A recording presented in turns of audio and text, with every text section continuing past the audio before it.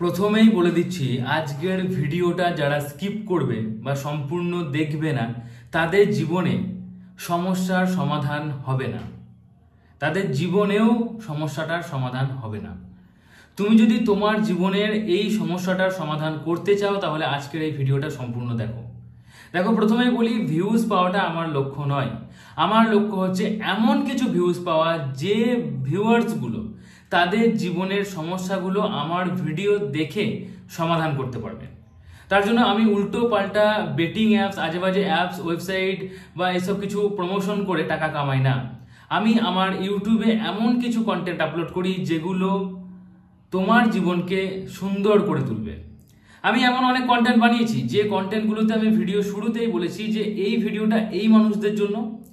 তো যারা এই ধরনের মানুষ আজকে দেখতে এসেছো তারা সম্পূর্ণ দেখো, বাকিরা ভিডিও স্কিপ করে চলে যাও। তো আমি স্কিপ করে চলে যাওয়ার কথাও বলেছি, কারণ আমি জানি কোন ভিডিওটা কাদের জন্য। তাই আজকের এই যে ভিডিওটা, তার টাইটেল এবং থাম্বনেলে তুমি দেখেছো কি লেখা রয়েছে, আর সেটা দেখেই তুমি এসেছো, আর তুমি ওই প্রবলেমটার সলভ করার জন্যই এসেছো। তাহলে আজকের এই ভিডিওটা সম্পূর্ণ দেখে যাও। 12-15 মিনিট তোমার জীবন থেকে চলে গেলে তোমার জীবনের হয়তো অনেক অনেক বছর নষ্ট হওয়া থেকে বেঁচে যেতে পারে। তুমি নিজেকে বাঁচিয়ে তুলতে পারো। আমি কি বলবো অ্যাকচুয়ালি ঠিক জানি না। আমি আমার ম্যাক্সিমাম ভিডিওতে যে ভিডিওগুলো বানাই বা যে ভিডিওর মধ্যে যে কথাগুলো বলি সেগুলো কোনো স্ক্রিপ্ট আমি লিখি না। আমি যেটা জানি, যেমনভাবে আমি আমার বন্ধু বান্ধবদেরকে, আমি আমার ফ্যামিলি মেম্বার্সদেরকে, আমি আমার জুনিয়র্সদেরকে বোঝাই, ঠিক তেমনভাবেই ভিডিওগুলো বানাই। এখানে কোনো স্ক্রিপ্ট, কোনো এডিট নেই, শুধুমাত্র বোঝানোর মতো ভিডিও। আজকের ভিডিওতে আমি ঠিক করেছি তোমাদেরকে 3টে প্রশ্ন করব। এই 3টে প্রশ্নের উত্তর তোমরা নিচে কমেন্টে জানাবে এবং তোমাদের জীবন থেকে তোমাদের প্রবলেমটা পুরো গায়েব হয়ে যাবে। এটা আমি 100% গ্যারেন্টি দিয়ে বলছি। তবে হ্যাঁ, যারা ভিডিওটা স্কিপ করবে, যারা কমেন্ট করছো না, ভিডিওটা না দেখা হচ্ছে, তাদের জীবনে এই সমস্যাটা কিন্তু সমাধান হবে না, এটাও 100% গ্যারেন্টি দিয়ে বলছি। তাই ভিডিওটা যখন দেখতে শুরু করেছো 10-15 মিনিট খরচা করে ভিডিওটা দেখে নাও। এমনিতেও তোমার জীবনে প্রচুর সময় আছে। প্রথমেই একটা বিষয় বলতে চাই যে তুমি যেরকম সিচুয়েশনে পড়ে আছো সেটা আমি খুব ভালোভাবে বুঝতে পারছি। হ্যাঁ, আমি এরকম সিচুয়েশনে কোনোদিন পড়িনি, এটা ঠিকই। কারণ আমি প্রথম থেকেই হিসাব করে পদক্ষেপগুলো আমার জীবনে ফেলেছি এবং আমার জীবনের আগামী 5 বছর পরে আমি কি করতে চলেছি সেটাও আমার হিসাব করা থাকে। তাই আমি এই ধরনের সিচুয়েশনে পড়িনি। এবার শুধু যে আমি নিজে ঠিকঠাক পদক্ষেপ ফেলেছি বলে আমি পড়িনি তেমনটাও কিন্তু নয়। বুঝতে হবে যে আমাদের জীবনের সবকিছু আমরা আমাদের কর্মকাণ্ডের দ্বারা ঠিক করতে পারবো না, আমরা আমাদের সঠিক ডিসিশনের দ্বারাও ঠিক করতে পারবো না। কারণ অনেক সময় ইউনিভার্সের কিছু পরীক্ষা আমাদের জীবনে থাকে। আমাদের অতীতের পূর্বজন্মের কিছু কর্মের ফল আমাদেরকে এই জন্মে পেতে হয়। তাই একটা বিষয় মানতে হবে, যেটা ভগবান শ্রীকৃষ্ণ বলছেন গীতাতে, যা হচ্ছে ভালোর জন্যই হচ্ছে, যা হবে ভালোর জন্যই হবে। এবার তাও আমি এই সিচুয়েশনটা কেন ভালো করে ফিল করতে পারি, কারণ আমি এই ধরনের মানুষের সাথে কথা বলেছি, মিশেছি, অনলাইনে কথা বলেছি, অফলাইনে কথা বলেছি। বহু মানুষকে আমি অফলাইনেও বুঝিয়েছি এবং তাদের জীবনের সমস্যার সমাধান করেছি। আমাদের লোকাল কিংবা লোকালের আশেপাশে বহু মানুষ আমার সাথে দেখা করে, সামনাসামনি কথা বলে, তাদের জীবনের সমস্যার সমাধান নেয়। এবং এছাড়াও আমি ফেসবুক, ইনস্টাগ্রাম, ইউটিউব কমেন্টের নিচে মেসেজের মাধ্যমে বহু মানুষের সাথে কথা বলে এই সমস্যাটার সমাধান করেছি। কোন সমস্যাটা সিম্পলভাবে বলা যেতেই পারে, কিন্তু খুবই জটিল এবং কঠিন একটা সমস্যা, এটা আমি খুব ভালো করেই জানি। একটা মানুষকে তুমি ভালোবাসতে, সেই মানুষটাও তোমাকে ভালোবাসতো, কিন্তু এখন সে তোমাকে আর ভালোবাসে না, কিন্তু তুমি তাকে ভালোবাসো। সো তোমার ভালোবাসাটা যেমন ছিল তেমনই আছে, কিন্তু তার ভালোবাসা কমে গেছে, কিংবা অলরেডি সে ছেড়ে চলে গেছে, কিংবা ছেড়ে যাওয়ার জন্য অবহেলা করছে তোমাকে বা ইগনোর করতে শুরু করেছে। এইরকম সিচুয়েশনে তোমার কি করা উচিত, এটাই হচ্ছে আজকের ভিডিওর টপিক। এবার বিষয়টা তোমাকে একটু ভেঙে বলি। প্রথমত এই বিষয়টাকে খুব ক্যাজুয়ালি হ্যান্ডেল করা যেতে পারে। প্রথমত তুমি কতটা ভালোবাসো তাকে সেটা বোঝালে। যখন সে ইগনোর করতে শুরু করেছে তখন তুমি কতটা ভালোবাসো সেটা বিভিন্ন জনের সাথে কম্পেয়ার করে তাকে বোঝানোর চেষ্টা করলেন। এতে সময় লাগে, 2 মাস 3 মাস সময় লাগে। যদি বুঝে গেল তাহলে খুব ভালো, কারণ মানুষটা যদি সত্যিই ভালোবাসে তাহলে তার মনের মধ্যেও তোমাকে হারানোর একটা ভয় থাকে। তাই মানুষ বুঝে যেতে পারে, কারণ অনেক সময় মানুষের মতিভ্রম হয়, মানুষ ভালো জিনিসকেও খারাপভাবে নেয়।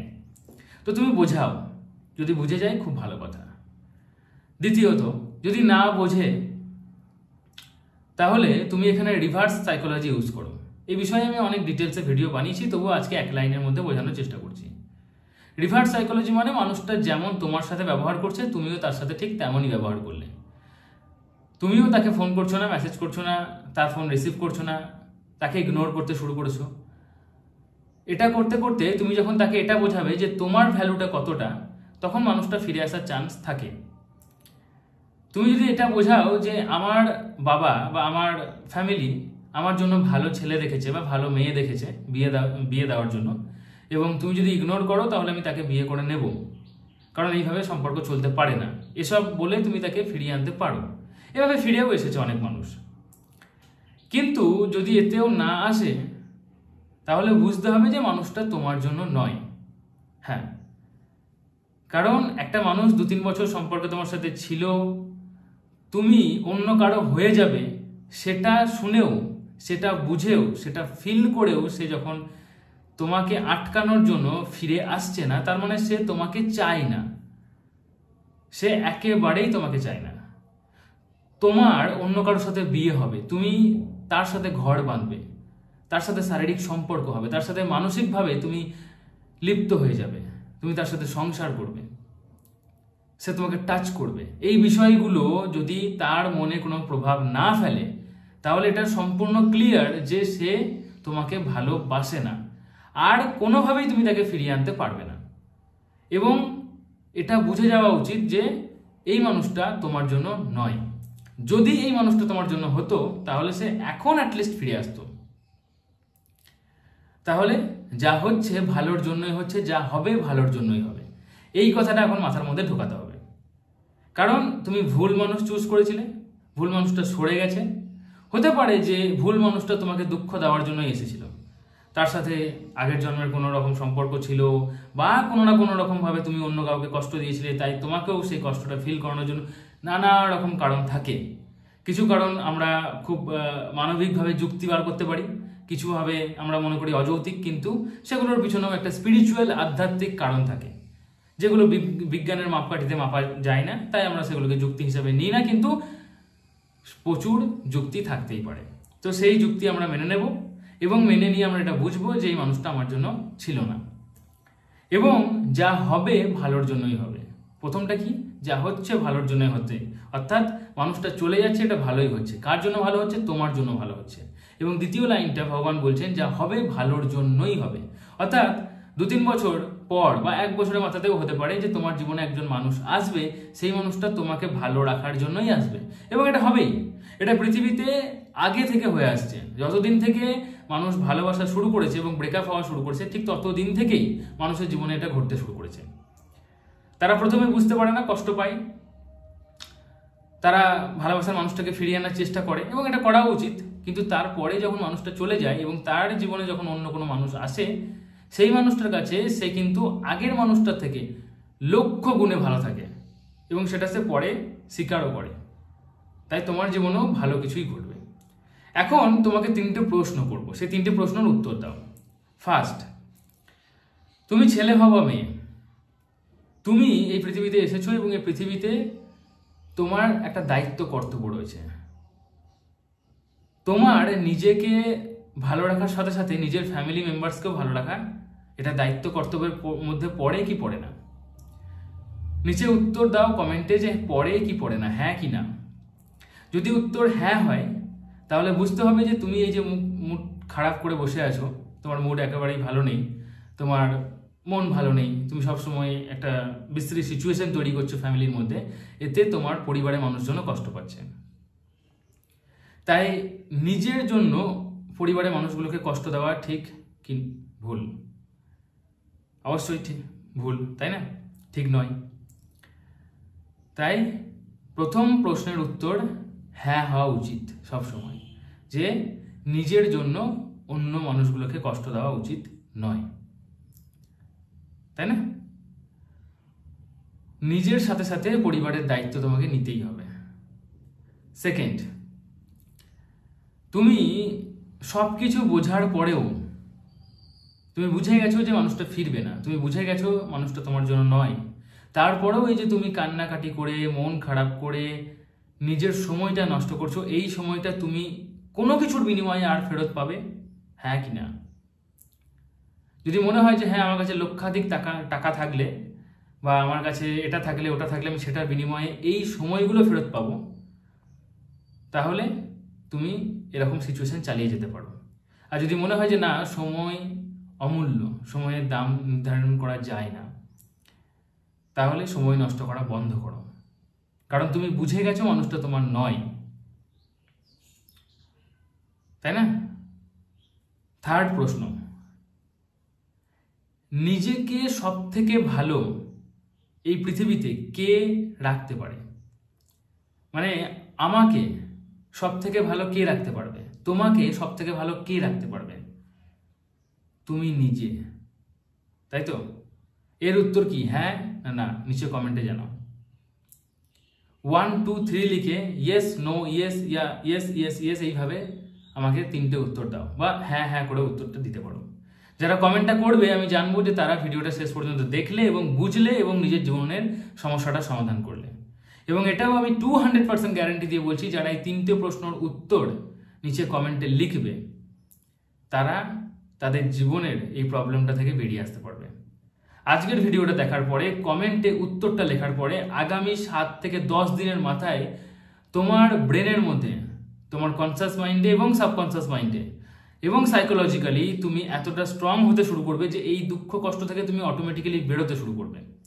খুব সিম্পল রিজন আছে এর মধ্যে, কারণ আমরা যেটা চাইছি সেটা যদি আমরা নোট ডাউন করি, সেটা যদি আমরা এমন মানুষের কাছ থেকে শুনি যে মানুষটাকে আমি বিশ্বাস করি, ভালোবাসি, তোমরা আমাকে ভালোবাসো, তোমরা আমাকে সম্মান করো, বিশ্বাস করো, এবং সেখানেই তোমরা জোর কদমে বলছো যে হ্যাঁ আমি পারবো, তাহলে সম্ভব এটা।